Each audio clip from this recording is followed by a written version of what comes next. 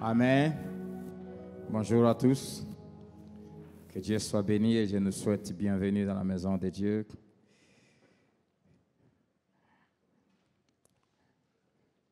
Nous avons commencé une longue série sur les grands secrets bibliques du cité de la réussite. Et depuis plusieurs dimanches, nous avons commencé à parler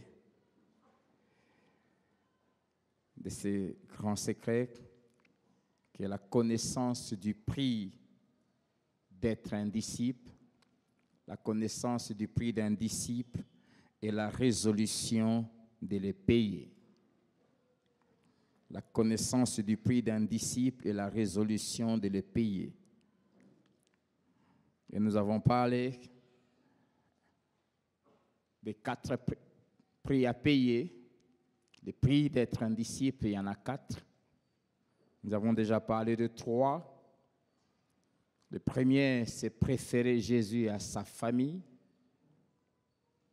à son père, et à sa mère, à ses frères, à ses sœurs, à sa femme, à son mari, à ses enfants.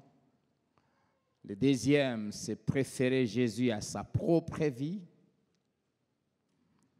Et le dernier que nous avons parlé il y a des dimanches, non, il y a 3, c'est porter chaque jour sa croix. Et nous allons continuer ce matin et terminer avec le 4e prix. Nous lisons notre passage de base, Luc 14, verset 25 à 35, et nous allons ajouter Marc, chapitre 10, Marc 10, 17 à 27. Luc 14, 25 à 35. De grandes foules faisaient route avec Jésus. Il se retourna et leur dit, « Si quelqu'un vient à moi, et s'il ne hait pas son père, sa mère, sa femme, ses enfants, ses frères et ses sœurs, et même sa propre vie, il ne peut être mon disciple. Et quiconque ne porte pas sa croix et ne me suit pas, ne peut être mon disciple. Car lequel de vous, s'il veut bâtir une tour, ne s'assied d'abord pour calculer la dépense et voir s'il a de quoi la terminer, de peur qu'après avoir posé les fondements, il ne puisse l'achever, et que tous ceux qui le verront ne se mettent à les railler, en disant, cet homme a commencé à bâtir et il n'a pu y achever. Ou quel roi, s'il va faire la guerre à un autre roi, ne s'assied d'abord pour examiner s'il peut, avec 10 000 hommes, marcher à la rencontre de celui qui vient l'attaquer avec 20 000. S'il ne le peut, tandis que cet autre roi est encore loin, il lui envoie une ambassade pour demander la paix. Ainsi donc, quiconque d'entre vous ne renonce pas à tout ce qu'il possède ne peut être mon disciple. Amen. 33. Ainsi donc, quiconque d'entre vous ne renonce pas à tout ce qu'il possède ne peut être mon disciple.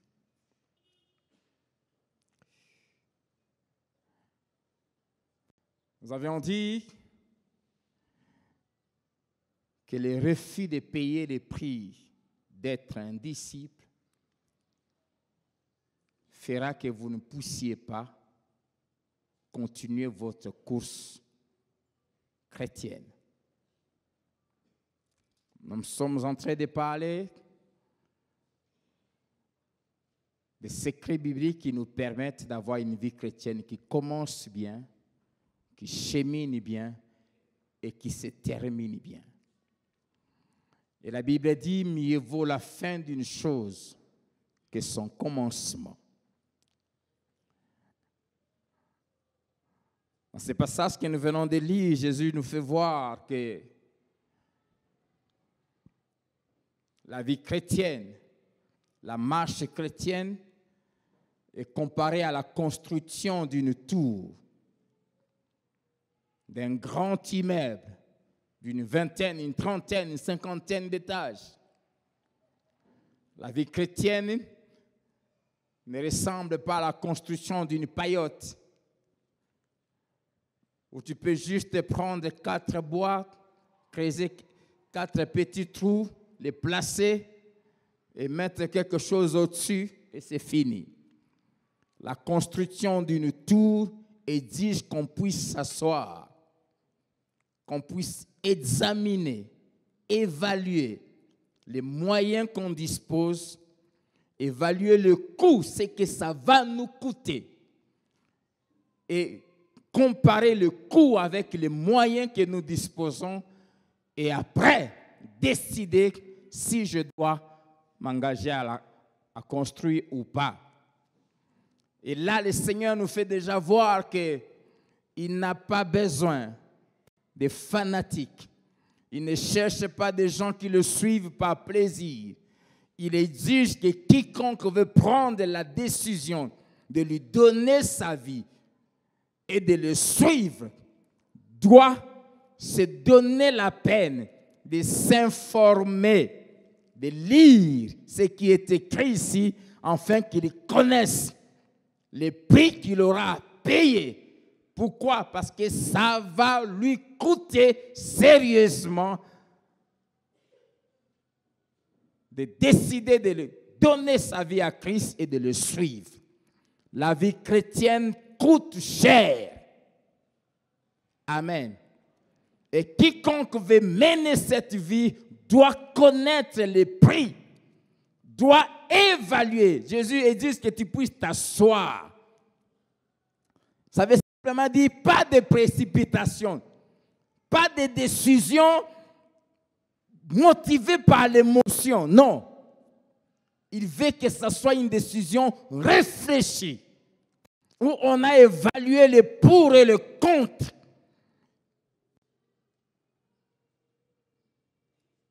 Et le Seigneur est clair et dit, si tu trouves que tu n'es pas prêt ou tu ne pourras pas payer ces prix, mieux vaut ne pas prendre cette décision. Pourquoi? Parce que si tu la prends, tu commences la course et tu arrives à t'arrêter en chemin, tu vas créer des choses. La première, on va se moquer de toi. Amen. Ça sera une honte. La deuxième, tu vas causer aussi la honte à l'Église et à Dieu. Nous ne voulons pas de venants à l'Église. Amen. Dieu n'a pas besoin de gens qui le suivent comme ça. Le Seigneur veut les gens qui ont compris pourquoi. C'est pour cela, j'en avais parlé, j'insiste encore ce matin. Quand nous prêchons l'Évangile, quand nous annonçons l'Évangile, il faut dire aux gens clairement ce que Dieu attend d'eux. C'est quoi devenir chrétien?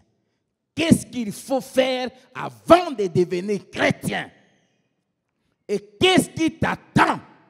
Quelles sont les choses que tu dois perdre?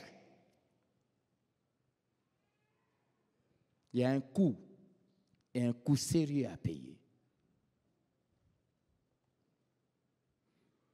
Tous ceux qui ont pris cette décision sans connaître le coût à payer et sans avoir évalué leurs moyens et pris la décision venant du cœur, finissent toujours par s'arrêter en chemin. Par s'arrêter en chemin. Si ils s'arrêtent en chemin, d'autres finissent par demander la paix à l'ennemi. Parce que la vie chrétienne, Jésus la compare aussi à une guerre. Il dit, si tu t'engages, sache que tu déclares une guerre. Et quand tu déclares une guerre à quelqu'un, il faut évaluer les moyens que tu as, mais aussi chercher à t'informer sur les moyens de l'adversaire et évaluer pour voir si ce que tu as, tu peux arriver à le faire face. Décider de suivre Jésus exige la connaissance de l'adversaire. Amen. Qui est le diable. Connaître les moyens qu'il dispose, mais aussi la connaissance des moyens que tu disposes en tant que chrétien. Et évaluer si tu es prêt à livrer cette bataille. Si tu trouves que tu n'es pas prêt ou prête, qu'est-ce qu'il faut faire? Envoyer une ambassade, demande la paix. Dommage, beaucoup de chrétiens ont envoyé des ambassades au diable pour lui dire qui mien.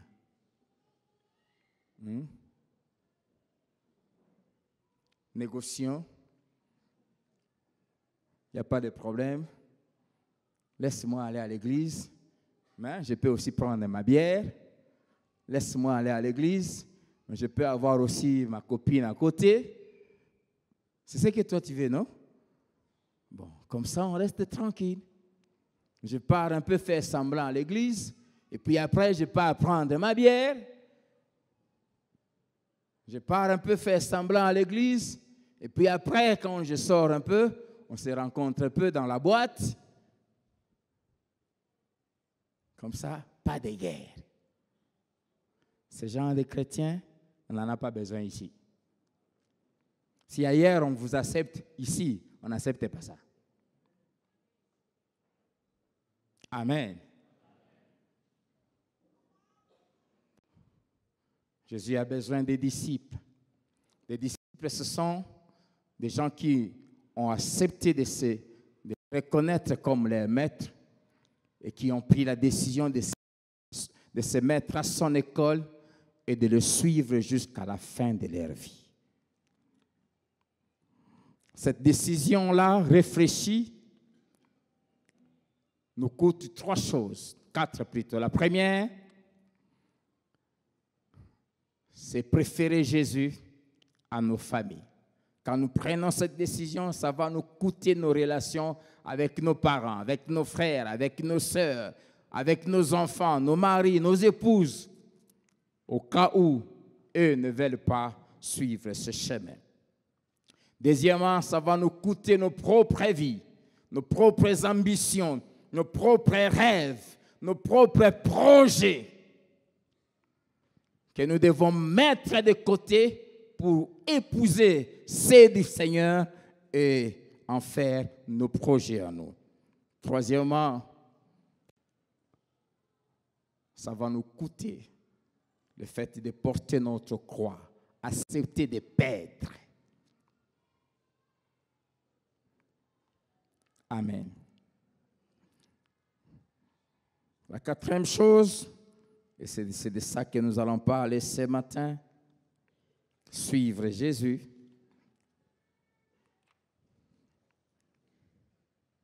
Le quatrième prix à payer, c'est renoncer à tout ce qu'on possède. Comme le verset 33 le dit, « Ainsi donc, quiconque d'entre vous ne renonce pas à tout ce qu'il possède, ne peut être mon disciple. » Lisons Marc chapitre 10. Nous avons là un exemple pratique. Marc 10, verset 17 à 27. Comme Jésus se mettait en chemin, un homme accourut et se jetant à genoux devant lui, « Bon maître, lui demanda-t-il, que dois-je faire pour hériter la vie éternelle ?» Matthieu le décrit très bien en disant que c'était un jeune homme qui était très riche. Jésus lui dit, « Pourquoi m'appelles-tu bon? Il n'y a de bon que Dieu seul. Tu connais les commandements. Tu ne commettras point d'adultère. Tu ne tueras point. Tu ne déroberas point.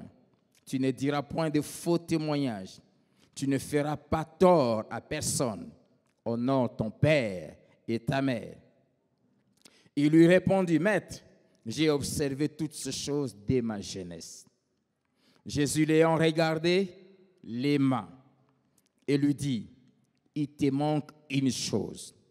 Va, vends tout ce que tu as, donne-le aux pauvres et tu auras un trésor dans le ciel. Puis, viens et suis-moi. Mais affligé de cette parole, cet homme s'en alla tout triste, car il avait de grands biens, et son cœur y était très attaché. Jésus, regardant autour de lui, dit à ses disciples qu'il sera difficile à ceux qui ont des richesses et qui sont attachés à ces richesses, dont les cœurs sont attachés à ces choses, d'entrer dans le royaume de Dieu. Les disciples furent étonnés de ce que Jésus parlait ainsi. Et reprenant, il leur dit, mes enfants, qu'il est difficile à ceux qui se confient dans les richesses, à ceux qui s'attachent, à ceux qui placent leur espérance, leur confiance, leur avenir aux richesses, qu'il est difficile à ceux qui se confient dans les richesses d'entrer dans le royaume de Dieu.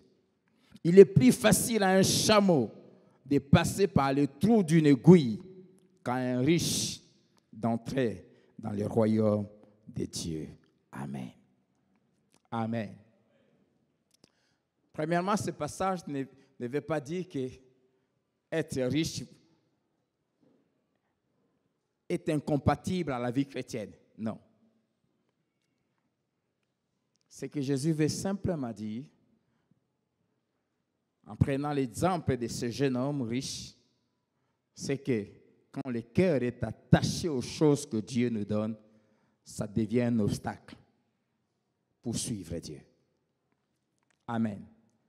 Quiconque d'entre vous ne renonce pas à tout ce qu'il possède ne peut pas être mon disciple. Nous avons ici un homme qui vient vers Jésus et il pose une bonne question. Que dois-je faire pour avoir la vie éternelle, pour entrer dans le royaume des cieux? Jésus lui dit, tu connais les commandements. Il lui cite ces commandements. Et un bon juif, il respectait ces commandements. Tu ne commettras pas d'adultère. Il était riche, mais il ne commettait pas d'adultère. Il était fidèle à sa femme. Il était riche, mais il ne volait pas. Il était riche, mais il ne maltraitait pas les autres. Il était riche, mais il honorait ses parents. C'était un bon religieux. Mais j'aimerais te dire, la religion ne sauve pas. Amen. Tu n'entreras pas au ciel parce que tu es membre ou tu as la carte des membres de Philadelphie. Et nous avons ce genre d'hommes nombreux à l'Église. Des gens qui s'efforcent à respecter les principes moraux. Comme cet homme. La Bible dit Jésus les regarda et il l'aima. Jésus était d'accord avec lui. En tant que Dieu, il savait que c'était quelqu'un qui était réglé dans sa conduite. Mais il y avait un problème. Et Jésus lui dit, il te manque une chose pour entrer dans le royaume des cieux. Il n'était pas loin du royaume des cieux. Il était presque à la porte. Mais une chose l'empêchait. Jésus lui fait connaître la chose. Il dit, va, prends tout ce que tu as comme richesse. Donne ça aux pauvres, à ceux qui sont dans les besoins. Pour dire qu'il était riche seulement pour lui-même. Et puis, viens et suis-moi. Au fait, ce que le Seigneur lui disait, ce n'était pas qu'il se débarrasse de ses richesses. Le Seigneur voulait lui faire voir l'obstacle, le problème. C'était quoi? Son cœur était attaché à ses richesses. Il aimait ses richesses plus que Dieu. Il n'était pas prêt à s'en débarrasser pour honorer Dieu. Et c'était ça le problème. Et quand Jésus lui a dit ça, celui qui était venu avec enthousiasme, Seigneur, la Bible dit, 1, il est devenu triste. 2, sans même répondre à Jésus, il s'est retourné et il a commencé à partir. Il n'était pas prêt. Il était trop attaché au monde et aux choses de la terre. Prêt à tout pour avoir les choses de la terre. Prêt à tout pour les conserver. Il n'était pas riche pour Dieu. Et ce que j'aime avec le Seigneur, je l'ai dit plusieurs dimanches, Jésus ne flatte jamais les gens. Jésus ne supplie jamais les gens pour le suivre. Quand cet homme a tourné le dos au Seigneur, il a commencé à partir. Jésus l'a suivi? Non. Il a laissé partir. Mais il a profité de cette situation pour enseigner ses disciples. Et il dit, il est difficile aux gens qui sont attachés aux choses de la terre de suivre Dieu, d'entrer dans le royaume des cieux.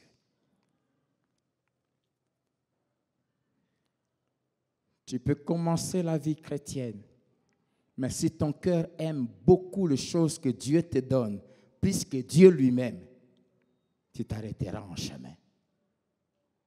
Amen. Tu t'arrêteras en chemin. Et Jésus est formel. Il dit, quiconque d'entre vous ne renonce pas à tout ce qu'il possède ne peut pas être mon disciple. Tu veux être un disciple de Jésus, il faut renoncer à tout ce que tu possèdes.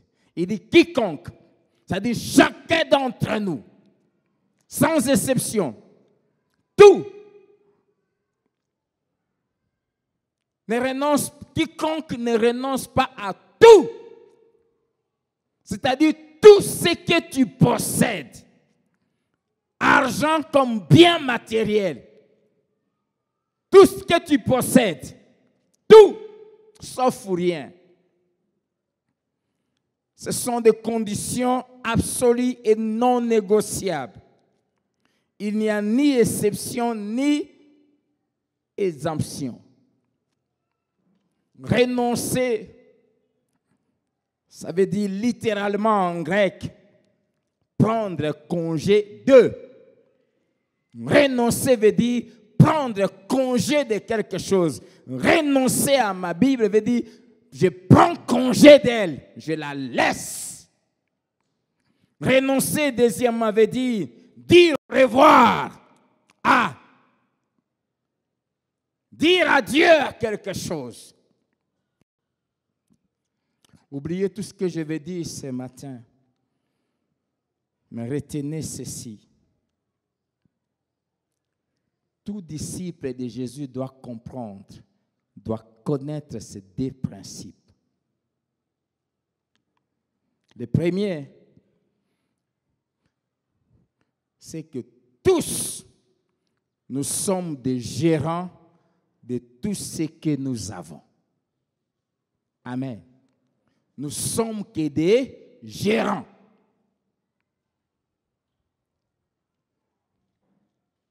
Des gestionnaires. Deuxième principe, nous ne sommes propriétaires de rien. Amen. 1, nous ne sommes que des gérants. 2, nous sommes propriétaires de rien. Toi et moi, nous sommes que des gérants des choses que Dieu nous a données. Nous sommes des gestionnaires. n'est propriétaire de rien. La Bible dit la terre et tout ce qu'elle renferme appartiennent à qui? À l'Éternel. Nous ne sommes que des gérants. Nous n'avons rien en nous. Jésus a dit que nous puissions vivre pour lui seul. Qu'il soit le numéro 1 de nos vies. Qu'il soit lui seul notre richesse et notre possession. La Bible dit, Dieu est notre héritage. C'est lui notre possession. Bien-aimé, quiconque s'engage dans la course de la vie chrétienne et se met dans sa tête qu'il est propriétaire d'un bien quelconque sur la terre, s'arrêtera en chemin. Vous savez, si vous vous engagez dans une course d'athlétisme, par exemple, remarquez que dans ces courses, ils portent des habits très légers, n'est-ce pas? Donc, ils se débarrassent de tout ce qui peut rendre leurs courses difficiles. Des petites histoires, là. Des femmes, même, c'est simplement des slips qu'elles portent. Imaginez que tu te mets à courir. Et dans ta culotte, il y a une poche derrière.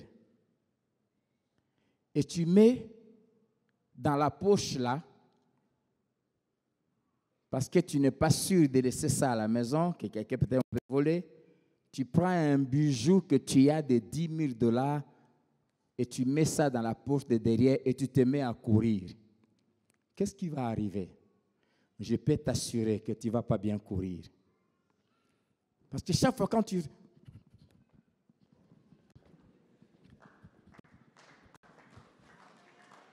Chaque fois que tu seras en train de courir, tu auras toujours tendance à mettre ta main ici pour t'assurer que ce n'est pas. Et ça va te ralentir. C'est pour cela, si tu veux bien courir ta course chrétienne, mets-toi en tête que tu n'es propriétaire de rien. Tu n'as rien. Tout appartient à Dieu. Qu'est-ce que cela veut dire? Qu'à tout moment, quand Dieu te dit, débarrasse-toi de ça, tu vas le faire. Mais si tu te dis que ça t'appartient, tu auras du mal à le faire. Et chaque fois que Dieu te dira, débarrasse-toi de telles choses, quand tu bloques, ça t'empêche de continuer ta course. C'est pour ça que la Bible dit, n'aimez pas le monde, ni les choses qui sont dans les... Tout ce que nous avons, ça se trouve où? Nous sommes où? Dans le monde. Quand la Bible dit, n'aimez pas les choses qui sont dans le monde, la maison que tu as achetée là, elle est où? Elle est au ciel? Elle est dans le monde. Amen. Amen.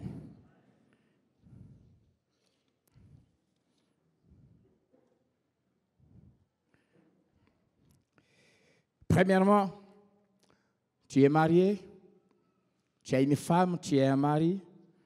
Sache que tu n'es que le gérant de ton mari. Tu n'es que le gérant de ta femme. Le propriétaire, c'est Dieu. Et il peut te la demander ou te le demander à tout moment. Ézéchiel 24.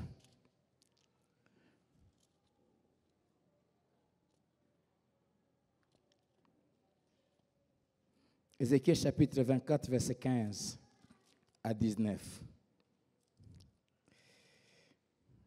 Vous qui avez dit, je suis chrétien, vous allez comprendre que si vous n'êtes pas prêt à vous considérer comme gérant, ça sera difficile.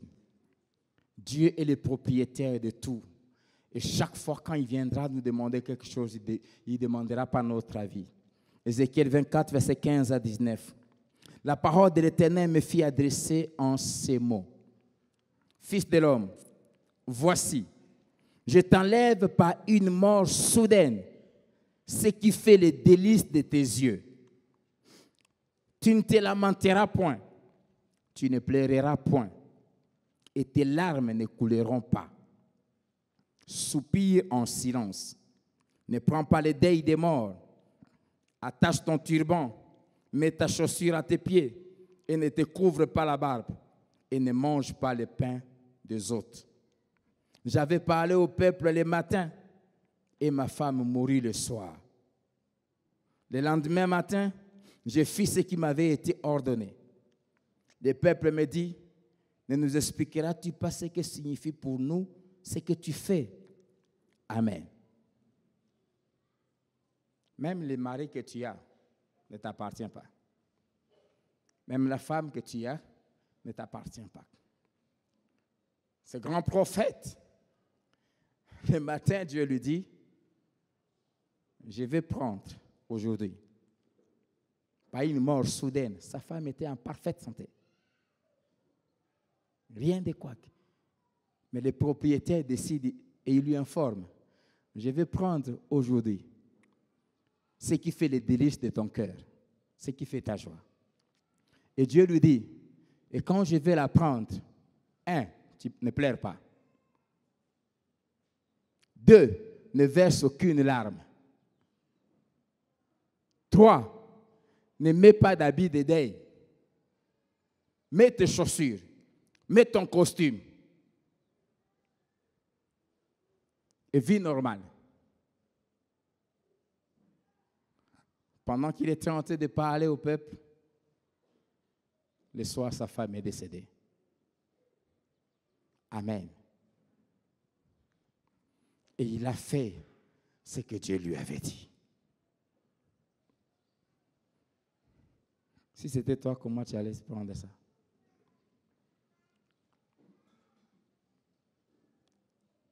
Amen. Ne peut se comporter comme Ézéchiel, que celui qui est conscient, qui n'a rien. À partir d'aujourd'hui, c'est pour ça que l'apôtre Paul nous dit que ceux qui sont mariés vivent comme s'ils ne l'étaient pas. Ceux qui possèdent des choses de la terre vivent comme s'ils ne les possédaient pas. Tout appartient à Dieu. Amen. Si tu es conscient de ça, le jour où Dieu te fera ça, on ne va pas te voir, tu oublies même que tu es chrétien. Ah, mon mari!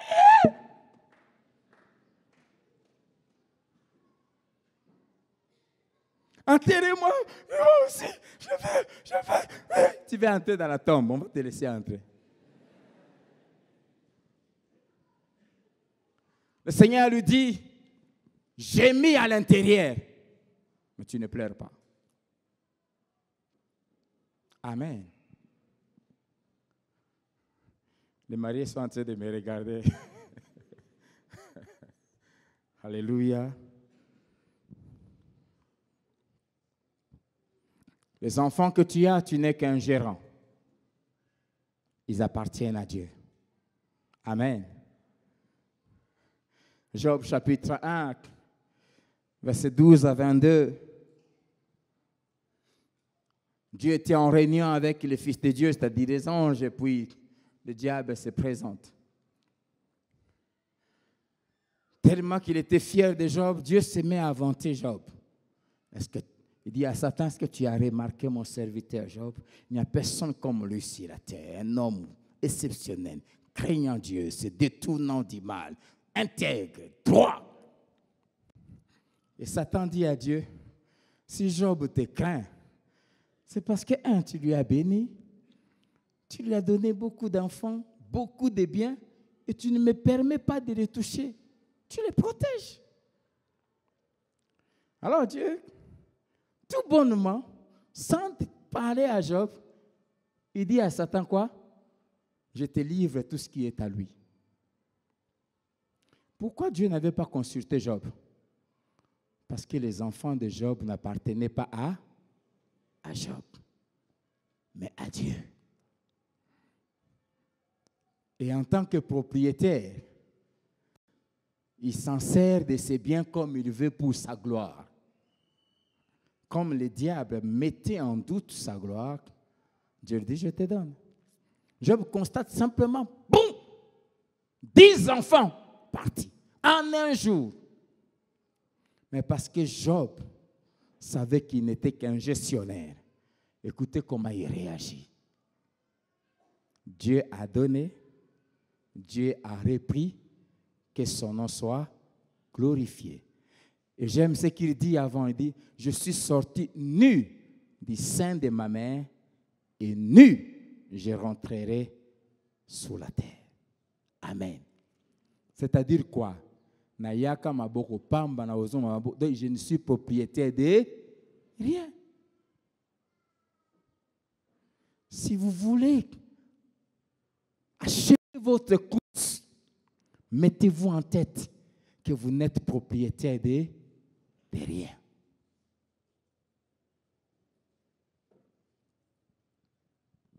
Dieu a donné, Dieu a repris, que son nom soit béni. Et la Bible dit, en tout cela, Job ne pécha point. Qu'est-ce qu'on entend? Seigneur, on ne s'était pas entendu comme ça. Vous êtes entendu où?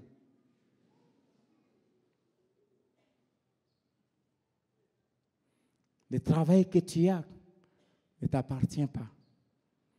Si le maître, le propriétaire trouve que tu n'as plus besoin de ce travail pendant 2 ans, il va le prendre. Il te laisse comme ça. Amen. Et si tu es conscient que tu n'as rien et tu n'es propriétaire de rien, tu ne vas pas te plaindre. Tu ne vas pas te mettre à murmurer, à te lamenter.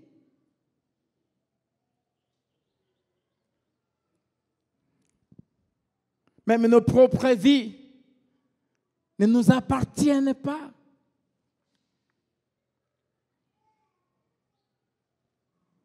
Les disciples avaient reçu l'enseignement, mais quand ça commençait à s'appliquer,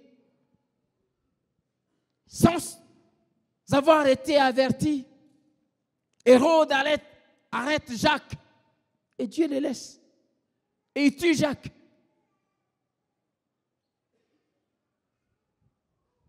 Étienne, on le prend, on les lapide. Pierre, Jésus lui dit, quand tu étais jeune, tu allais où tu voulais. Tu te mettais toi-même la ceinture. Mais quand tu seras vieux, c'est-à-dire quand tu vas décider de me suivre, c'est une autre personne qui te mettra la ceinture. Tu vas juste soulever tes mains et on va t'amener là où tu ne voudras pas. Et la Bible dit, il dit cela pour indiquer par quelle mort Pierre allait glorifier Dieu. Une mort atroce, mais qui allait glorifier Dieu. Ce que nous devons savoir en tant que disciples, c'est que Dieu, dès qu'il trouve que quelque chose en toi ou que tu gères peut lui donner gloire, il peut la prendre quand il veut. Amen. Dieu fait tout pour sa gloire. Tout a été créé, 1, par lui, et 2, pour qui? Pour lui.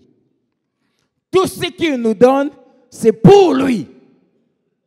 Et dès qu'il trouve qu'il en a besoin, il fait quoi? Il y prend.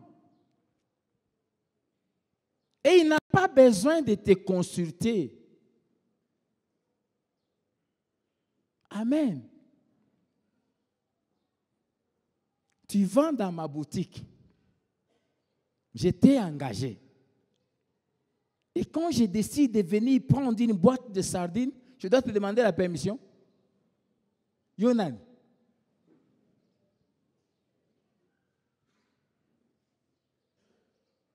Amen. Quand j'ai faim, je viens, j'en prends. Au chef, prendre comme ça, on va faire faillite, c'est un problème.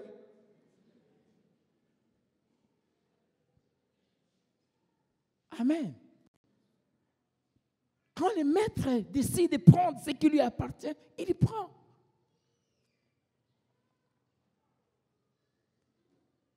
Il prend.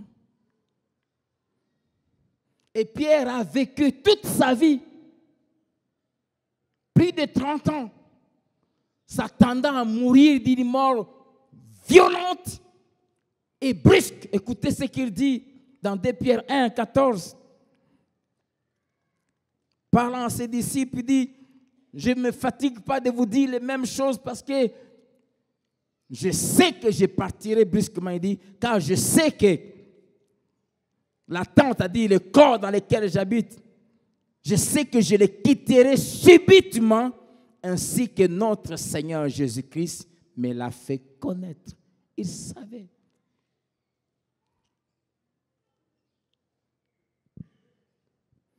Lisons Ésaïe 20, versets 1 à 4.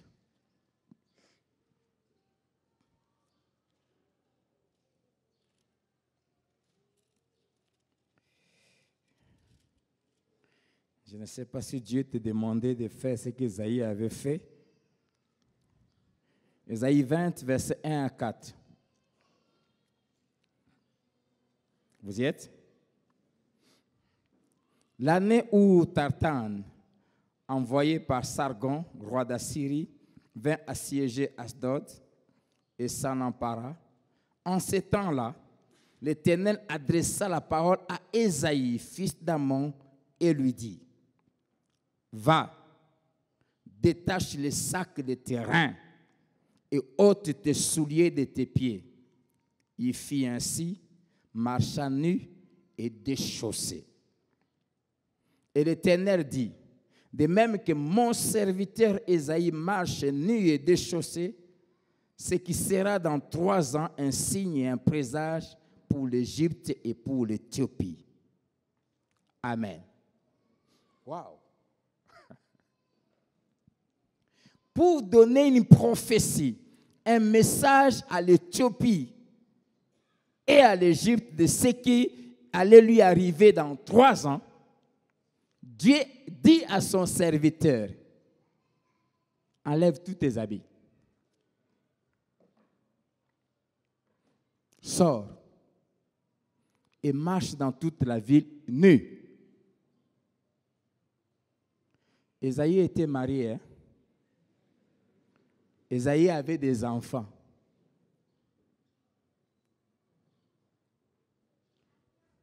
Pas Michel.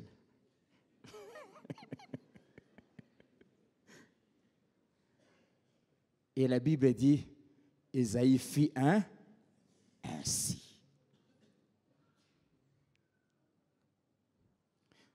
Si tu deviens un disciple, c'est-à-dire tu comprends que tu ne t'appartiens pas, tu appartiens au Maître et tu vis pour sa gloire, tu ne désobéiras plus jamais à Dieu. Amen. Deuxièmement, les hommes autour de toi ne te comprendront jamais. Au fait, la vie chrétienne est une folie. Et la Bible le dit, si tu veux devenir un vrai chrétien, il faut devenir fou aux yeux du monde. Je ne sais pas comment la femme d'Ésaïe avait pris ça. Je ne sais pas comment les parents, la famille d'Ésaïe avait pris ça. Et vous savez, Ésaïe n'était pas n'importe qui. Non seulement un grand prophète, mais il était aussi de la famille royale. C'était un homme riche, il était issu de la famille royale. Et ses grands-papas, qui se met à se promener nu. Et pendant qu'il est en train de se promener nu, et Dieu dit, de même que mon serviteur, vous le voyez se promener nu, de même les Égyptiens et les Éthiopiens, dans 3 ans, vont aller en Assyrie, en esclavage, nus comme ça.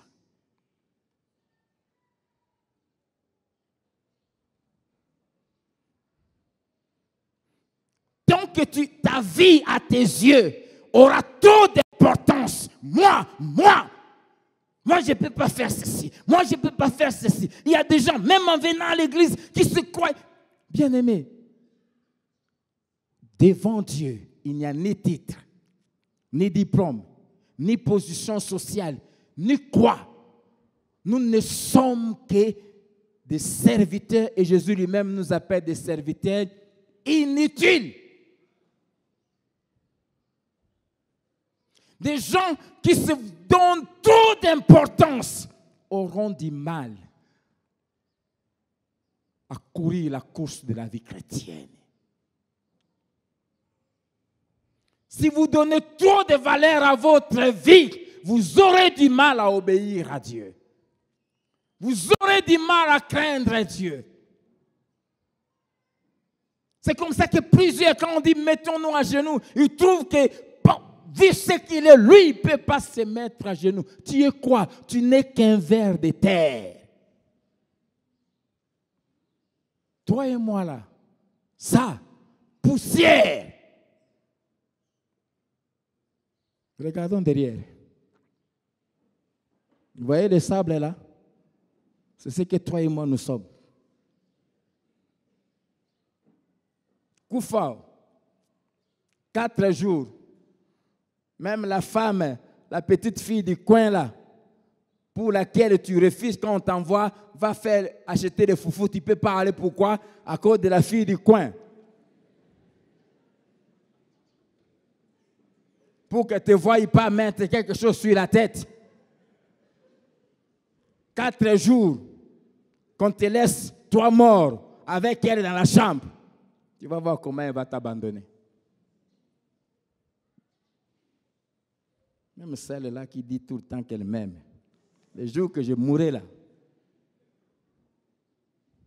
elle sera la première à dire qu'il faut aller l'enterrer.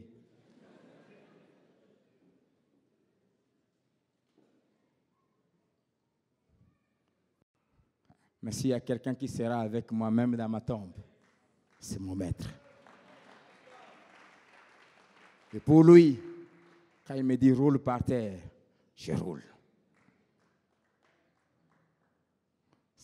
Quiconque d'entre vous ne renonce pas à tout ce qu'il possède ne peut pas être mon disciple.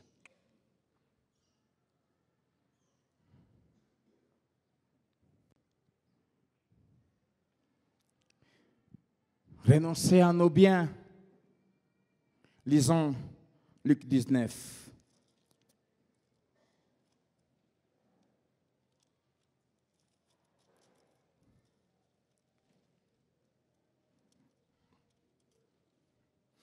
Il y a quelque chose qui a caractérisé la première église. La Bible dit qu'il n'y avait pas d'indigents parmi eux. Ce qui avait fait que cela s'accomplisse. Alors que Actes chapitre 6 nous montre qu'il y avait beaucoup de pauvres, beaucoup de veuves. Mais parmi eux, il n'y avait pas d'indigents. Parce que la première église avait compris cette parole. C'était de véritables disciples. Ils n'étaient pas attachés aux biens de la terre. Luc 19, versets 29 à 35. Lorsqu'il approcha de Bethphagée et de Béthanie vers la montagne appelée montagne des Oliviers, Jésus envoya 2 de ses disciples en disant, allez au village qui est en face. Quand vous y serez entrés, vous trouverez un ânon attaché sur lequel aucun homme ne s'est jamais assis. Détachez-les et amenez-les. Si quelqu'un vous demande, pourquoi les détachez-vous? Vous lui répondrez, le Seigneur en a. Le mot Seigneur veut dire propriétaire. Le propriétaire en a. Ceux qui étaient envoyés à l'air et trouvèrent les choses comme Jésus leur avait dit. Comme il détachait l'ânon, ses maîtres, c'est-à-dire ses propriétaires, mais en réalité, les gérants. Ses maîtres leur disent, pourquoi détachez-vous l'ânon? Ils répondirent, le Seigneur en a besoin. Et ils amenèrent à Jésus l'ânon sur lequel ils jetaient leurs vêtements et firent monter Jésus. Marc 11, verset 3, parlant de ce verset, dit, si quelqu'un vous dit, pourquoi faites-vous cela? Répondez, le Seigneur en a besoin. Et à l'instant, il les laissera venir ici. Le Seigneur, le propriétaire, en a besoin. Amen. Dès que ces gens ont entendu, les maîtres, les propriétaires, dès qu'on leur a dit que le Seigneur en a besoin, dit le véritable propriétaire, ils n'ont plus résisté. Si tu comprends, tu n'es qu'un gestionnaire. Chaque fois que le Seigneur aura besoin de ce que tu as, tu laisseras la chose partir. Amen. On a un principe dans notre couple. Chaque fois que Dieu nous donne quelque chose, nous disons toujours, Seigneur, merci. Merci pour tout le temps que nous garderons ces biens. Et nous te promettons que le jour que tu demanderas, ça partira. S'il y a une chose, à un moment, je me suis même dit, ça ne vaut pas la peine de lui acheter des bijoux.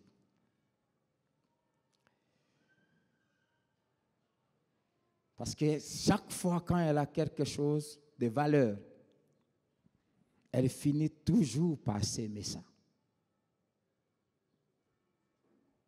Toujours. Elle a tellement compris que ça ne lui appartient pas.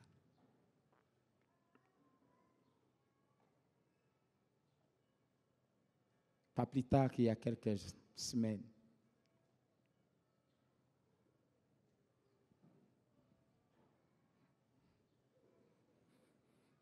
quand elle m'a dit, je dis, je connais la chanson.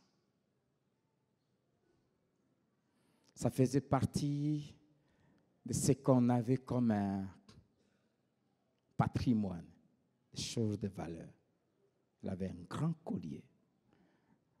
Ce qui était au jour de notre 50e anniversaire, elle avait porté ça ce jour-là.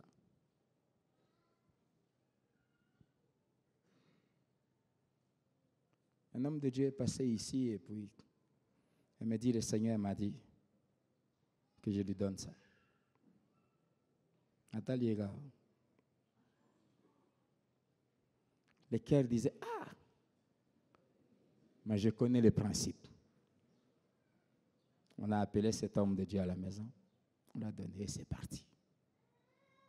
Le maître en a besoin. Si vous voulez être léger dans la marche avec Dieu, que vos cœurs ne s'attachent pas aux choses que Dieu vous donne.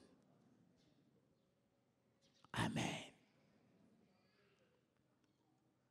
Amen. Je vais le dire parce qu'il en a parlé lui-même. C'était dans mes 50 ans. J'avais une montre qui coûtait très cher. Je ne vais pas dire le prix.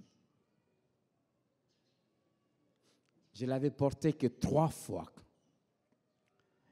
Je ne sais pas qu'est-ce qui m'avait pris ces mercredis-là. C'est une montre que je portais parce que c'était vraiment, ça valait le prix d'une maison.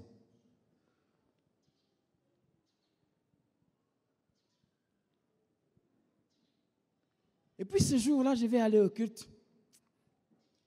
Quelque chose me dit, porte ça. Et j'ai porté. J'arrive au culte, c'était acquis. Le pasteur d'alors enseigne, il termine. Le culte se termine, je veux juste partir. J'entends l'Esprit me dire, enlève la montre, mets-la sur la main de mon serviteur.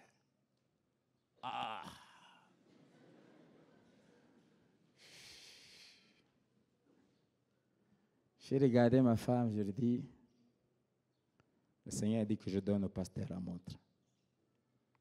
Là, ça m'a fait. Je suis rentré. Il s'était assis comme ça, il était en train de recevoir les gens. Je me suis mis là, comme je voulais faire ça discrètement, et puis, quand mon tour arrive, j'arrive, je me mets. Je dis, papa, juste, je veux prendre ta main. J'enlève juste la montre, je le mets, et puis je pars. Je vous dis, le temps où le Seigneur m'a dit, et au temps où j'ai enlevé la montre, c'était lourd. Mais dès que j'ai fait ça, je me suis senti en paix. Le maître en a besoin. le propriétaire en a besoin. Tu n'as rien, tu ne possèdes rien, tu n'es propriétaire de rien. Si tu te mets ça en tête, tu achèveras ta course chrétienne. Amen. Le Seigneur en a besoin.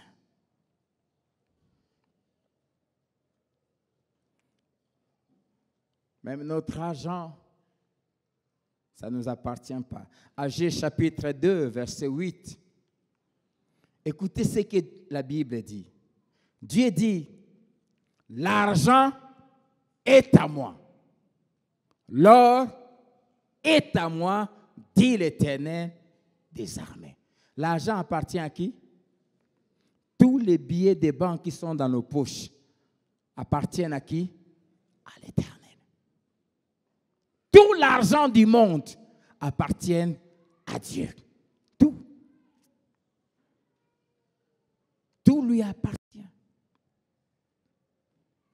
Les vrais disciples renoncent à tout ce qu'ils possèdent. Ils savent qu'ils ne sont que des gérants de tout ce qu'ils possèdent. 1 Corinthiens 4, versets 1 à 2.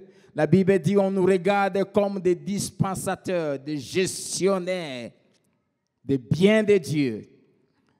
Et le verset 2 dit, tout ce qu'on demande à un gestionnaire, c'est que chacun soit trouvé fidèle. Tu n'as rien, je n'ai rien, nous sommes que des gestionnaires. Jésus a dit, si quelqu'un ne renonce pas à tout ce qu'il possède, il ne peut être mon disciple. Que Dieu nous bénisse.